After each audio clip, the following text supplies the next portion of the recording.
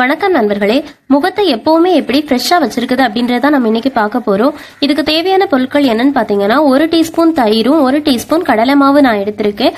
உங்களோட skin oily ஸ்கின்னா இருந்துச்சுன்னா கடலை மாவு எடுத்துக்கோங்க. ட்ரை ஸ்கின்னா இருந்துச்சுன்னா சிறுபயிறு பொடி 1 டீஸ்பூன் எடுத்துக்கோங்க.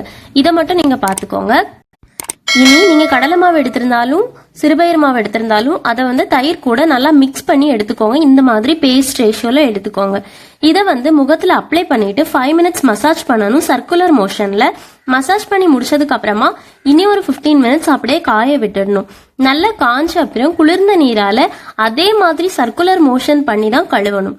இந்த மாதிரி கழுவிட்டு தொடச்சிட்டு பாத்தீங்கன்னாவே உங்களுக்கு ஃபேஸ்ல இருக்கக்கூடிய டெட் செல்ஸ் அப்புறமா அழுக்கு எல்லாமே ரிமூவ் ஆயிருக்கிறது உங்களுக்கு தெரியும். வாரத்துல ஒரே ஒரு தடவையாவது இதை ட்ரை பண்ணுங்க. உங்களுக்கு ஸ்கின் எப்பவுமே ஃப்ரெஷ் அண்ட் கிளியரா இருக்கும். மறக்காம சர்ப்ரைஸ் பண்ணுங்க. Thank you.